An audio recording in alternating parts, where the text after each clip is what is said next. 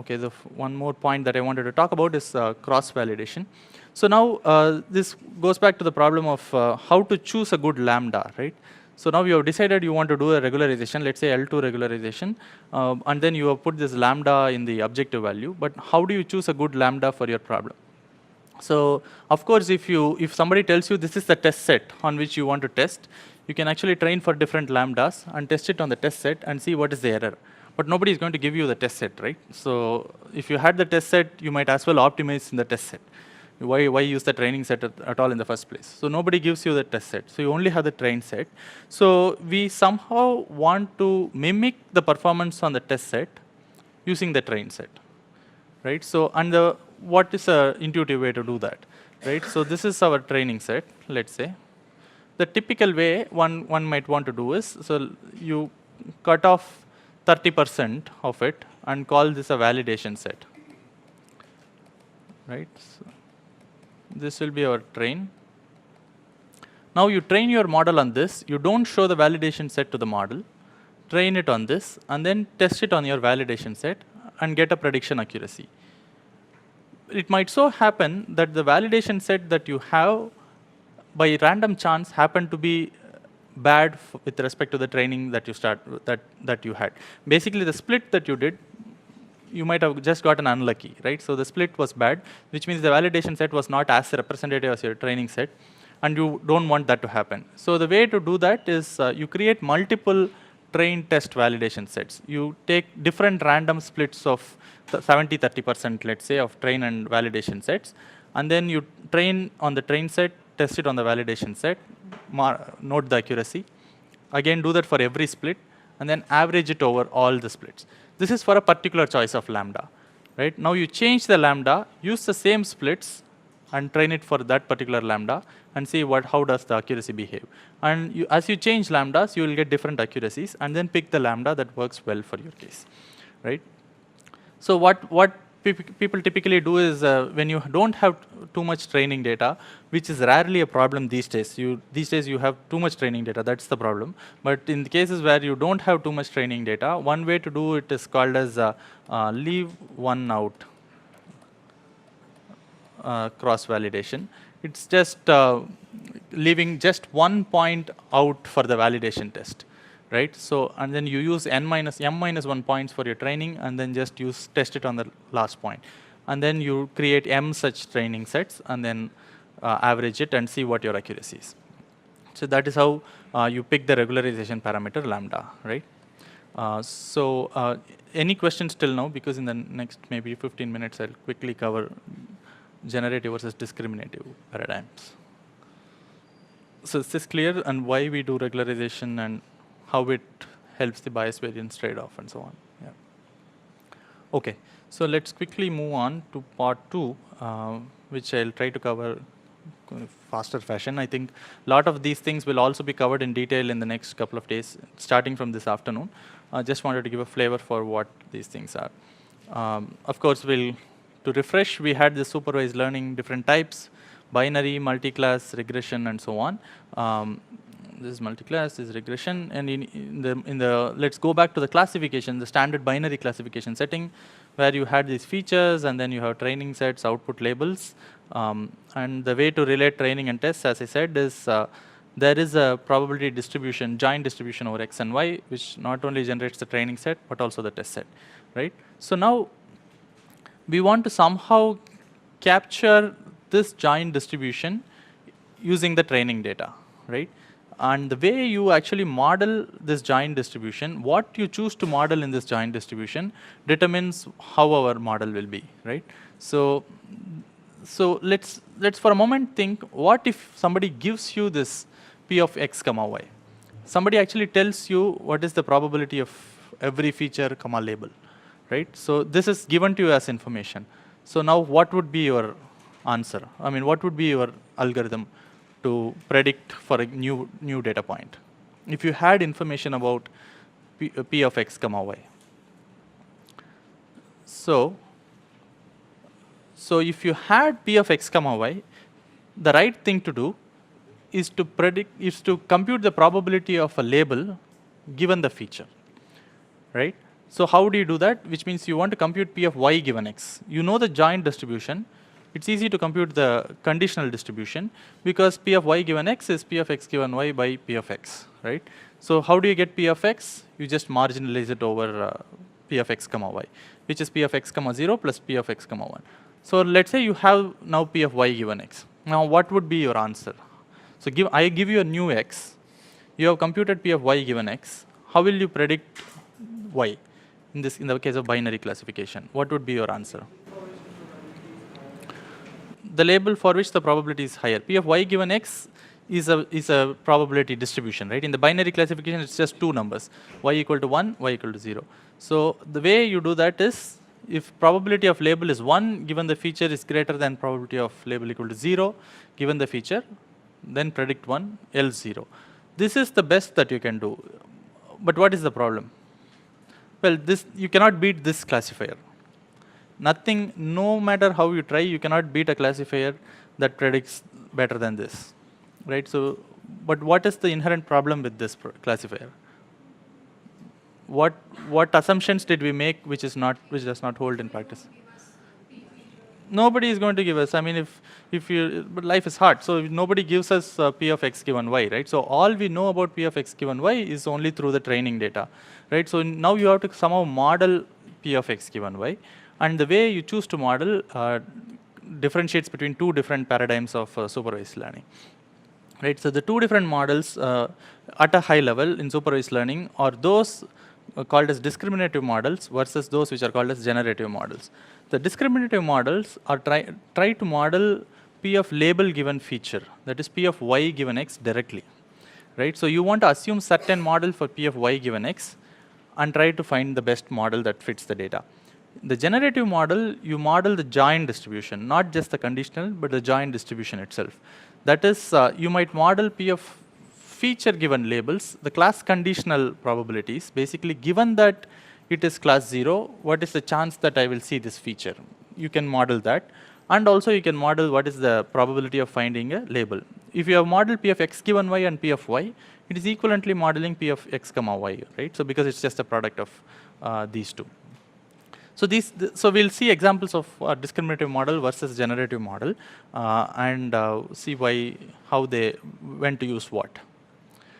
So there's something called as logistic regression, which will be covered much more detail in the afternoon session. Probably some of you already know this. So the logistic function is just a kind of a squashing function, right? So you give any number between minus infinity and infinity, it's going to give you a number between 0 and 1, right? So it's called it converts any real number into something between 0 and 1. So this is just to keep in mind. So what is the logistic regression problem? So it's called a regression thing. It's actually a classification problem. So you are given x, right? So and then you develop some model and you want to predict. So what does the model do? It computes W transpose x for a certain W that it has learned, and it applies the logistic function over this learned W transpose x. W transpose x is just W1x1 plus W dxt. It's just a number. It's just weighting your features using certain weights given by W, and then you apply a logistic function to it. So which means it converts that number to a number between 0 and 1. And now that is your probability of class 1, right? So your prediction will be 1 if that number is greater than 0.5. Your prediction will be 0 if that number is less than 0.5, right? So that is your logistic regression problem. So now, is this a discriminative model or a generative model in the sense that we described earlier? Some say generative, some say discriminative. So let's say those who say discriminative, why is it a discriminative model? So what are we modeling here? So we are saying that logistic of W transpose x gives the probability that y equals 1 for a given x. But then we have not really said what is the probability of seeing this x. We are not really modeling the x at all, right? So we are only modeling the probability of y equals 1 given x as a logistic function of W transpose x, right? So in that sense, so this is a discriminative model because you are modeling the conditionals. You are modeling the probability that y equals 1 given x as a logistic of W transpose x, right? So now how do you find the weights, right? So given that you have fixed this model, so this is the model with which I'm going to work with. So now, of course, if you know W, you can do the prediction and so on, but how do you get the Ws, right? So that is given, I mean, using the standard method. So how do you find the W? You find the W that best fits the data. Because you have a probabilistic model now, right, in the way the data is generated, now you can maximize the probability of finding the W that fits the data the best. Right, so the exact way in which it is done probably will be spoken about in the upcoming session, but I just wanted to give you a heads up as to what you are trying to model here. Right, so here is another thing. So this is what is called a support vector machines. Again, this will be discussed in details in the coming classes. So what it does is, you are given these points, and some are blue, which are +1s, and some are reds, which are -1s, and you are trying to learn a classifier which kind of separates the blues from the reds. Right, so now what are we modeling here? So is this a discriminative model or a generative model? So why is this a generative model? So what are we trying to find? So we are just trying to find a line which separates the red from the blue.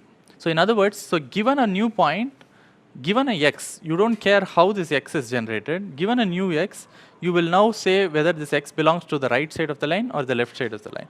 And based on that, you make your prediction, right? So you're not even modeling the probabilities here. So these are also discriminative models where you model directly the mapping from input features to the labels, not even in a probabilistic fashion.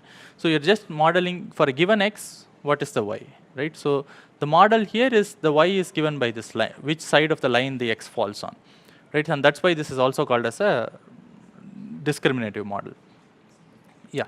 Once again, explain the difference between along with the example of the I'll come back to a generative model example. So all I'm saying is, right now we are trying to model, we are not saying how the x itself is generated. We don't care. In our data set, we are given x comma y pairs. We don't care how, we are not trying to model how the x is generated, or we are trying to, the assumption that we are making is on how the y is generated given the x.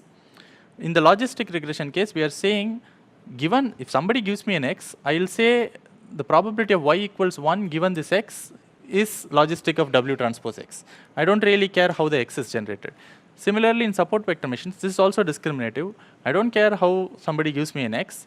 I'll say the y is 1 if the x falls on right side of the line, otherwise it's left side. So the model is only trying to capture y given x, but not really capturing how the x is generated.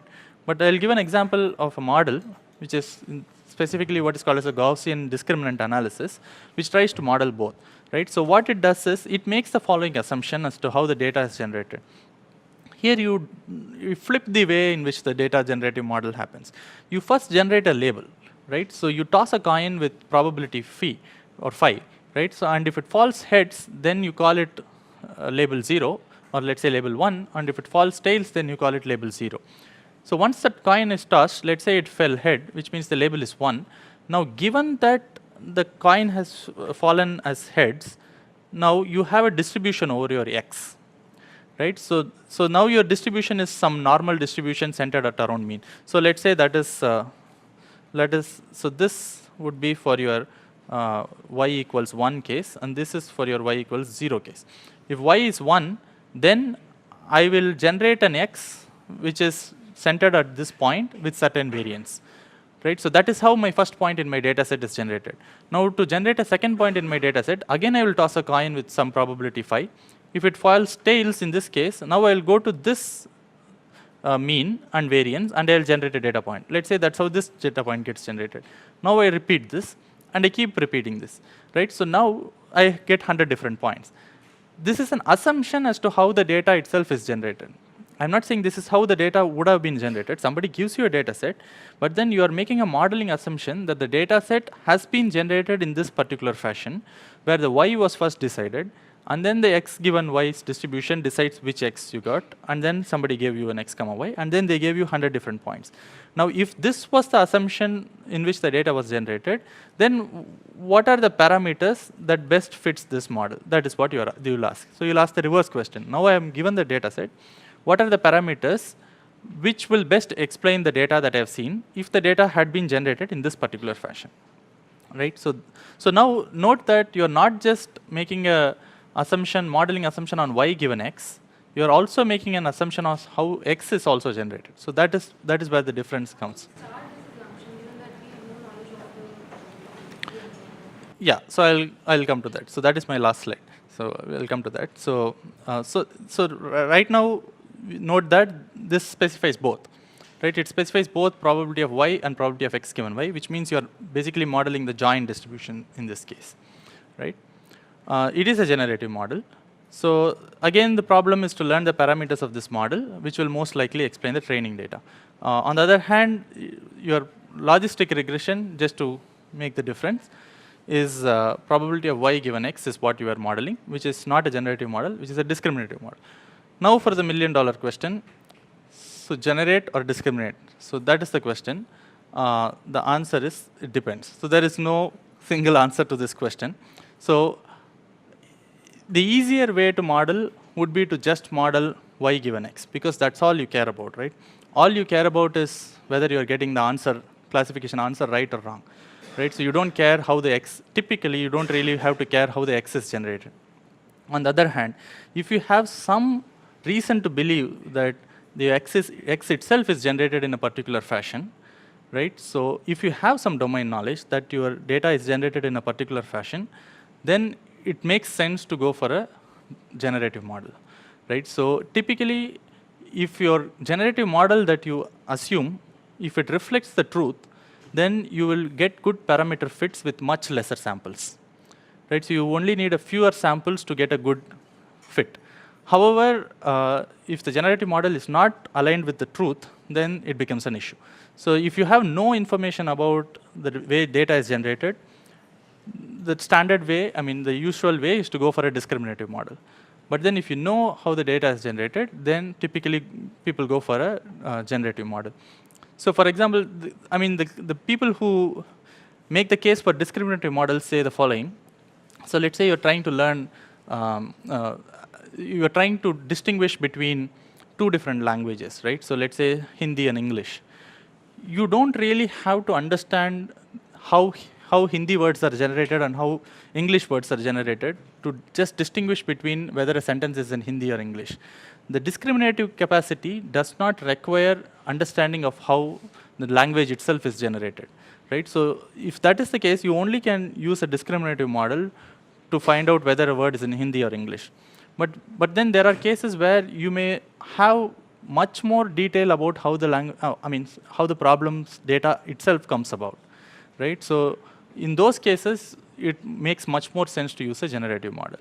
So as you go along in this course, in the next few lectures and so on, ask the question whether the models that you're trying to learn are generative or discriminative, and see what makes sense. And I think you'll learn a host of methods starting from, I don't know if GDA will be covered, but logistic regressions, SPMs, and other generative models as well later in the course, in the probabilistic graphical models cases. Try to figure out what you're learning is a generative model or a discriminative model. And these are some things to keep in mind. So I will stop here, and this will be my last lecture. So if you have any questions, you can ask me now, or you can write to me at this ID.